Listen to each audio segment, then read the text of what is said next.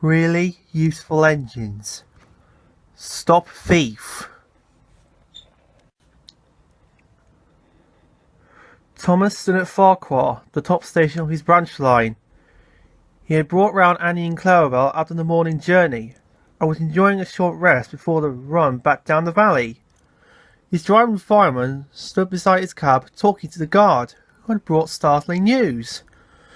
"Did you know that the station master was burgled last night?" he was asking. Thomas's driver shook his head. "You don't say," he explained. "I didn't know he had anything worth stealing." "He's won cups for gardening," explained the fireman. "All taken, and then the scoundrels had the cheek to pinch his car to carry them away in." "Not that new one he's so proud of," said the driver. The guard nodded, and at that moment the signal rose to show that the line was clear. The driver and fireman climbed into Thomas's cab, the guard blew his whistle, and waved his green flag and got into Clarabel, and Thomas set off. By the time they were through the tunnel, the train was running nicely. Road and railway were beside each other here, with only a stream between them. Thomas ran his race with Bertie the bus. He had only won because he can go through the tunnel, while Bertie had to follow the road over the top. A flash of colour on the road caught his eye.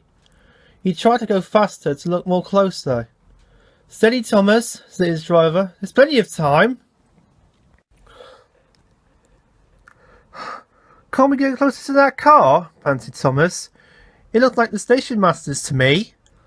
"Lots of cars look like that," laughed the driver, but he opened the regulator and began to draw level. There were two men in the car. They waved when they saw Thomas and tried to go faster. "That's the car, all right, Thomas," said the fireman. "And those two must be the thieves. But we can't stop them, and they'll be going long before the next station." "We need pencil, paper, and something to put a note in," said the driver. "We'll throw a message out in the next signal box." Quickly he wrote the note, and they put it in the fireman's empty lunch tin. Then, drawing ahead of the car, Thomas whistled to attract the signalman's attention. They slowed down so that the fireman can throw the box up to him. And as they went past, both driver and fireman shouted "Police!" at the top of their voices.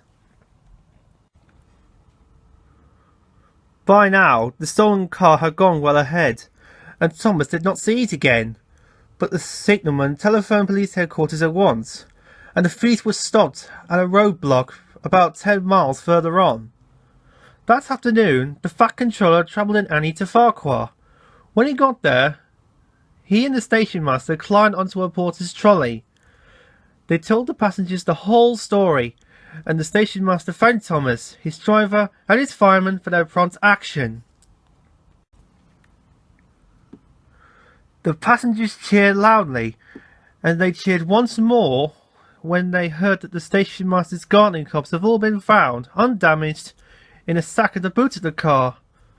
"A long time ago," said the Fat Controller, holding his hand for silence, "Thomas showed how valuable he is to the smooth running of my railway. I'm sure that you all agree that today he has once again proved himself to be a really useful engine."